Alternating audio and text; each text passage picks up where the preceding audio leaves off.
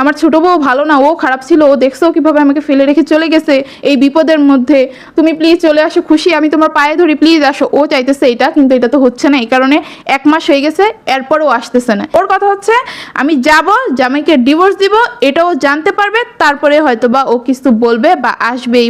মানে তোমার কথা আমার মনে হইলে এখন রাগ লাগতেছে, মনটাই চাইতেছে তোমার যদি সামনে পাইতাম, তোমার চুলগুলো সব। ভালো কথা গেছো, বাচ্চাটারে রেখে যেটা, এতদিন যেহেতু থাকবা, বাচ্চাটারে তো কষ্ট দেওয়ার কোনো মানে হয় না। এগুলা কোন ধরনের নাটক শুরু করছো? 4 বছর ধরে সংসার করে এতদিন নাটকটা কেন করলা তাহলে? আসসালামু আলাইকুম everyone, welcome back to my another new video. তো আপনারা কিন্তু যারা আমাদের রেগুলার ভিডিও দেখেন তারা সবাই জানেন বড় সতীন সংসার ছেড়ে চলে গেছে, 1 মাস হয়ে গেছে। আমি ওকে ফিরিয়ে আনার জন্য যে কত চেষ্টা করলাম, তারপরেও কোনোভাবেই পারলাম না। এমনকি কালকের ভিডিওটা আমি এতদিন যতই রাগ দেখাই না কেন, কালকে আমি ওর কাছে হাত জোর করে পর্যন্ত বলছি যে আমি যা করছি ভুল করছি, বুঝতে পারছি যে তোমার অনেক বেশি কষ্ট হয়ে গেছে, হুট করে আমাকে জামাইয়ের সাথে দেখছো একটু বেশি থাকতে, যেটা তুমি মেনে নিতে পারো নাই। শুরু থেকে 4 বছর পর্যন্ত তো আমাদের হাজব্যান্ড ওয়াইফের মধ্যে এই জিনিসটা তুমি কখনো দেখো নাই, এখন হঠাৎ করে দেখছো দেখে হয়তো বা তোমার পুরনো ফার্স্টের দিকে যে কষ্টটা লাগার কথা ছিল সেটা এখন লেগে গেছে, এই কারণে হয়তো বা তুমি চলে গেছো। আসল কাহিনী তো আমি জানি না যে কি, কিন্তু আমার কাছে এটা মনে হয়েছে। তো আমি নিজেই অনুশোচনায় পড়ে গেছি তোমাকে এসব কথা বলে, এতদিন রাগারাগি করে তুই তুকারি করে।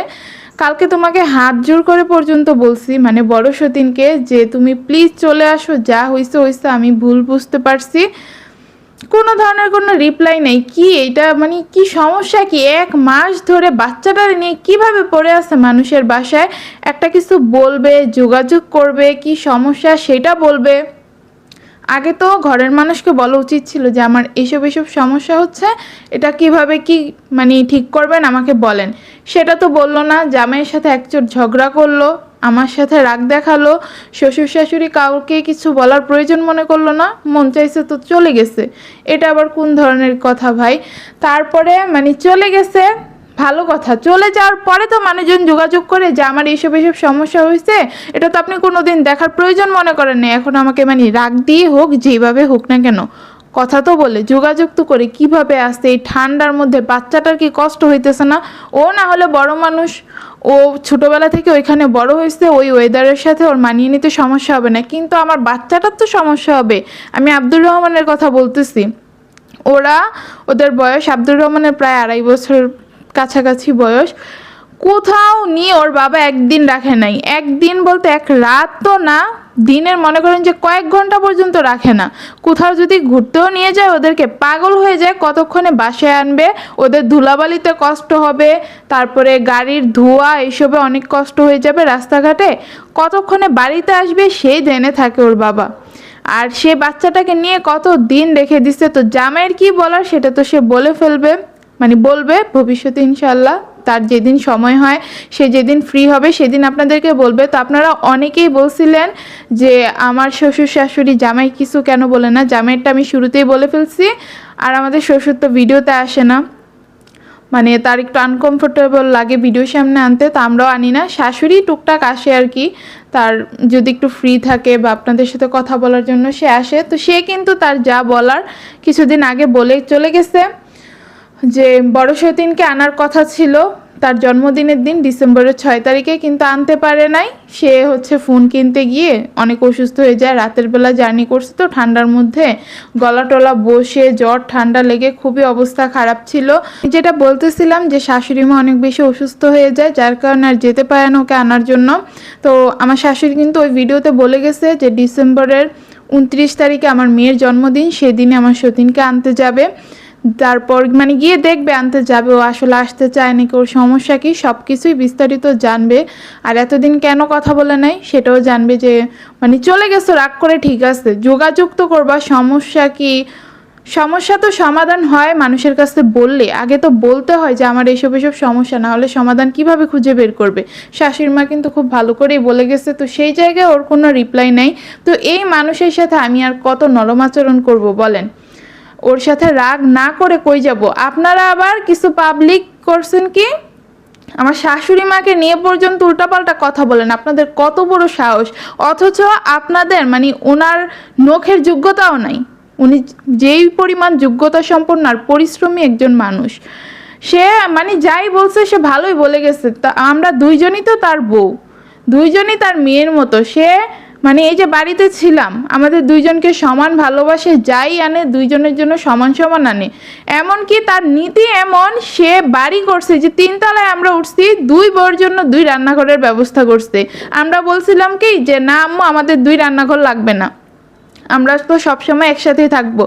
ওটা উনি বলছে যে না, বলা যায় না পরিস্থিতি কখন কি হয়, দেখা গেল তোমরা আলাদা হয়ে গেলাম, মন চাইলো যে না তোমরা দুইজন আর একসাথে থাকবা না, আমি ওই ব্যবস্থা করে দিয়ে যাই, মিলে থাকতে পারলে তো ভালো, আর না মিলে থাকতে পারলে আমি ব্যবস্থা করে দিয়ে গেছি, তোমাদের কোনোদিনও কোনো সমস্যা হবে না। এমনকি তোমাদের যদি এক ফ্ল্যাটে থাকতে সমস্যা হয়, মানে 3 তলায় যদি থাকতে সমস্যা হয়, তোমরা 2 তলায় থাকো, একজন যে কোনো একজন মানে 2 তলায় চলে যাও, সেখানেও ভালোভাবে ব্যবস্থা করা আছে আমাদের সব কিছু।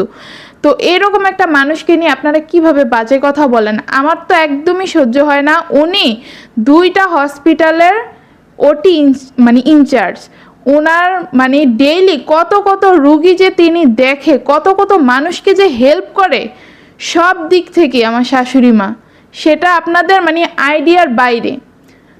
তো এই একটা মানুষ, যে মানুষ অন্য মানুষকে হেল্প করে, মানে মানবতা যেটা বলে আর কি, এগুলো থেকে তো এখন মানবতার ফেরিওয়ালাই বলা হয়। আমাদের শাশুড়ি মা কিন্তু ওই রকমই, শুধু তিনি ক্যামেরার সামনে এসব করে না, ক্যামেরার বাইরে করে, এই কারণে মানুষজন জানে না। কিন্তু আমরা তো জানি যে আমাদের শাশুড়ি মা কেমন, বড় সতীনও খুব ভালো করে জানে যে আমার শাশুড়ি মা কেমন। তাকে নিয়ে যে মানে কমেন্ট উল্টাপাল্টা কথাগুলো বলছেন, তিনি নাকি কিছু বুঝে না, এটা সেটা, মানে আপনাদেরকে যে কি বলতে মন চাইতেছে, মুখটা জাস্ট খুললাম না, মুখটা আর খারাপ করতে চাই না, এমনিতে মেজাজ অনেক খারাপ। বড় সতী নিজেও জানি ও সহ্য করলো কিভাবে। আমার শাশুড়ি মা ওই দিন অসুস্থ মানুষ ভিডিওতে আসছে, তখনই তোর কথা বলা উচিত ছিল যে আম্মু আপনার কিছু বলতে হবে না, আমারটা আমি সময় মতো কী করবো না করবো, আমার সমস্যা হয়েছে, সেটাও তো বড় সতীন করে নাই। আর আপনারা রে কি বলবো, মানে ভিডিও মনে হয় যে ক্যাপশনটা কি 1 সেকেন্ড দেখেন, 1 সেকেন্ড দেখে আপনাদের মাথা মানে কম্পিউটারের চাইতে ফাস্ট চলে, সব বুঝে ফেলেন, উল্টাপাল্টা কি বলেন নিজেও জানেন না। একজন মানুষের সম্পর্কে না জেনে কখন উল্টাপাল্টা মন্তব্য করা ঠিক না। আর বড় সতীনের উপর আমার যে রাগটা, ভালো কথা গেছো, বাচ্চাটারে রেখে যেতা, এতদিন যেহেতু থাকবা, বাচ্চাটারে তো কষ্ট দেওয়ার কোনো মানে হয় না। এগুলা কোন ধরনের নাটক শুরু করছো? 4 বছর ধরে সংসার করে এতদিন নাটকটা কেন করলা তাহলে? এসব নাটকের তো কোনো মানে বুঝি না। আমারে এত কিছু করে আনলা, এত যুদ্ধ করে, বাড়ি থেকে বের হয়ে যাও, 2 দিন ধরে খাও না, রাতের 3টা না 2টা না 3টা বাজে গিয়ে ওই যে শীতলক্ষা নদীর ধারে গিয়ে বসে আছে। এই ধরনের মানে পাগলামি করারই মানে কি? তারপরে 4 বছর ধরে সংসার করলা। মানুষের তো সমস্যা হয় ভাই শুরুর দিকে জিনিসটা মেনে নিতে, যে আমি এতদিন একভাবে সংসার করছি, এখন অন্যভাবে আসছি, তখন মানুষের সমস্যা হয়। কিন্তু তুমি 4 বছর ধরে করে গেলা, এখন আমাদের দুইজনেরই 2টা বাচ্চা আছে, সুখের একটা সংসার। তো সেই জায়গা থেকে চলে যাওয়ার মানেটাকে আমার একটু বোঝাও। মানে তোমার কথা আমার মনে হইলে এখন রাগ লাগতেছে, মনটায় চাইতেছে তোমার যদি সামনে পাইতাম, তোমার চুলগুলা সব বলতাম যে এত মাথার মধ্যে উল্টাপাল্টা জিনিস কেন ঢুকে 2 দিন পরে পরে। মানে কয়দিন আগে কি নাটক করলো যে আমাকে বাচ্চা নিয়ে আমাকে এটা সেটা বলছে ঘরের মানুষজন, এই জন্য আমার মেন্টালি অনেক প্রেশারের মধ্যে দিয়ে চলে গেছিলাম, এই জন্য আমি বলছি যে আমি বাবার বাড়িতে চলে যাব, আমি টিকিট কেটে ফেলছি, এই জন্য আমি বলছি যে আমাকে ডিভোর্স দিয়ে দিব। তখন থেকে তো মাথার মধ্যে এটা উঠছিল, তখনই বলতা যে আমার এইসব সমস্যা হয়েছে, জামাই যখন আটকাইছিল তোমারে। মানে আবার কয়দিন পরে সেই নাটকটা করার কোন দরকার ছিল? এই যে ঘরের মানুষগুলোর সাথে এমন করো, আমাদের কি খারাপ লাগে না? আমাদের কি কষ্ট হয় না? তোমার মতো মেন্টালিটি তো আমাদের নাই। আমরা তো তোমার মন থেকে ভালোবাসছি, মন থেকে যা করার করছি। তোমার মতো তো মনের ভিতরে একটা বাইরে আরেকটা, এরকম আচরণ কখনো কারোর সাথে দেখায়নি। মানে 2 মুখা একটা, উপরে দেখায় ভালো, ভিতরে ভিতরে রাখে সব খারাপ জিনিসগুলা। মানে আমি জাস্ট অবাক হয়ে যেতেছি। আমি তখন ভাবছি যে আসলেই হয়তো বা বাচ্চা নিয়ে ওর মানে বাচ্চার একটার পর একটা সমস্যা হইতেছে, এই কারণে হয়তো বা ওর মাথাটা একটু হিবিজিবি হয়ে গেছে, এই কারণে এইসব কথা বলছে। এখন তো দেখি আসলে মনের মধ্যে এই শয়তানি ছিল ওর, এই জন্য এইসব কথা বলছে। এখন শেষমেশ মুখটা খুলিয়ে ফেলছে যে সত্য কখনো চাপা থাকে না, একটা কথা আছে না, ওর এমন হয়ে গেছে। মানে এইটা ওইটা দিয়ে ইনিয়ে বিনিয়ে বলতে বলতে এখন সত্যি কথা বের হয়ে গেছে। এখন কিভাবে নিজেরা কি করবে বলেন? আর ওর আরেকটা সমস্যা কি জানেন? ও ঘরেও যখন ঝামেলা হইতো জামাই ওরে হাত পায়ে ধইরা তারপরে হচ্ছে ওই ঝামেলা মিট করতে হইতো। এর আগে মানে ও কোনোভাবেই নত হয় না। ও ওরটা মানে ও ভুল বলতেছে তারপরেও ভুলটা নিয়ে চিল্লাচিল্লি করবেই যে আমি ঠিক করছি, আমি যেটা বলতেছি ওইটাই ঠিক। এই ধরনের একটা মেন্টালিটি ওর মধ্যে আছে। এখনও হয়তো বা বাবার বাড়িতে চলে গেছে, ভাবছে যে মানুষজন আমাকে উল্টাপাল্টা কথা বলবে, ওইগুলা শুনে আমি বাবার বাড়িতে চলে যাব, তারপরে জামাইকে ডিভোর্স দিয়ে দিব বলছিলাম। সেটাও আমি সত্যি সত্যি যদি করে ফেলতাম, আল্লাহ বাঁচাইছে যে আল্লাহ মাথাটা আমার আবার ঘুরাই দিছিল যে তুই এগুলো কোন সিদ্ধান্ত নিতে যাইতেছস। মানে কি মানুষের জন্য আমি কি ধরনের স্যাক্রিফাইসগুলো করে আসছি, আবারও করতে গেছিলাম, চিন্তা করা যায়। তো ওর জিনিসটা কি, ও চাইতেছে, ও তো চলে গেছে, এখন আমারও জামাই রাগারাগি করে, রাগারাগি তো করি, যাই করুক না কেন সেটা আমি বলবো না। খারাপটা কখনোই, জামাইয়ের খারাপ কখনো বলতে হয় না, জামাইকে সবসময় ভালো ভালো রাখতে হয়। তো জামাই তো আমার সাথে রাগারাগি করে, ও ভাবছে কি জামাই আমার সাথে রাগারাগি করবে, মানুষজনের নেগেটিভ কমেন্টগুলো আমি নিয়ে আমার অনেক কষ্ট লাগবে, তারপরে আমি সংসার ছেড়ে চলে যাব। আমি এই ধরনের মেয়েই না। এই ধরনের মেয়ে হলে সতীনের সংসারে আসতাম না, কারণ আমি তো জানি আমি সতীনের সংসারে আসলে আমাকে মানুষজন খারাপ বলবে। মানুষজনের কথায় আমার কখনোই কিছু যায় আসে না। আমার ঘরের মানুষ আমাকে ভালো বুঝতেছে না খারাপ বুঝতেছে, সেটা হচ্ছে আমার কাছে মেন। তো ভাবছে যে আমি চলে যাব, তারপরে জামাই ওকে হাতে পায়ে গিয়ে ধরে আনবে, খুশি আমি এতদিন ভুল বুঝেছিলাম, তোমাকে ছাড়া আমি থাকতে পারবো না, মানে আমার ছোট বউ ভালো না, ও খারাপ ছিল, ও দেখছো কিভাবে আমাকে ফেলে রেখে চলে গেছে এই বিপদের মধ্যে, তুমি প্লিজ চলে আসো, খুশি আমি তোমার পায়ে ধরি, প্লিজ আসো। ও চাইতেছে এটা, কিন্তু এটা তো হচ্ছে না। এই কারণে 1 মাস হয়ে গেছে, এরপরও আসতেছে না।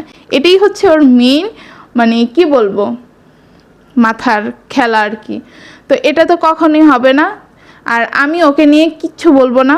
অনেক চেষ্টা করে ফেলছি ভাই, অনেক চেষ্টা। এর থেকে বড় চেষ্টা আর কিছু হতে পারে যে তুমি এই সংসারে আসলে আমি জামাইকে ডিভোর্স দিয়ে দিব? এর চাইতে মনে হয় না বড় স্যাক্রিফাইস আর কোনো মেয়ে করতে পারে। একটা মেয়ের জীবনে বিয়ের পরে স্বামীই সব। তো সেই জিনিসটা তো আমি ওকে বলছি যে তুমি আসো, তুমি আসলে আমি সংসার ছেড়ে চলে যাব, জামাইকে ডিভোর্স দিয়ে দিব। সেইখানে ওর কোনো কথা নেই। ওর কথা হচ্ছে আমি যাব, জামাইকে ডিভোর্স দিব, এটাও জানতে পারবে, তারপরে হয়তো বা ও কিছু বলবে বা আসবে এই বাড়িতে। কিন্তু সেটা তো আমি করব না ভাই। তোমার এত ইগো, তারপরে এত মাথার মধ্যে এগুলা তো কোনোভাবে আমি আশকারা দিব না। তা আমি ওকে নিয়ে আর নেক্সট টাইম কিছুই বলবো না। ঘরের মানুষজন আছে, বড়রা আছে, মুরব্বী মানুষজন, যা ঠিক করবে তাই হবে। ওকে আনবে নাকি আনবে না, ও আসবে নাকি আসবে না, ওর আশা বা আশা নিয়ে আমার কোনো কিছুই করার নেই। আমি একলা একলা সংসার করি, এর চাইতে মজার আর কিছু হতে পারে? আর 5-10টা মেয়ে করতেছে না, একলা একলা জামাই নিয়ে সংসার, একলা একলা পুরো সংসার সামাল দিতেছে না, ইয়া বড় সংসার। তো সেই জায়গায় তো আমার শাশুড়ি মা যতই ডিউটি করে আসুক না কেন, 12 ঘন্টা 24 ঘন্টা যাই করুক না কেন, আমাকে টুকটাক হেল্প করে, তো আমি সব কিছু মানিয়ে নিতে পারবো। ওর এই সংসারে আসার দরকার নেই। এরকম একটা মেয়ে মানে সংসারে এসে শুধু শুধু 2 দিন পরে পরে এসব ঝামেলা আমার আর একদমই সহ্য করতে ইচ্ছে করতেছে না। তো ভিডিওটা এখানেই শেষ করতেছি। সবাই ভালো থাকবেন, আল্লাহ হাফেজ।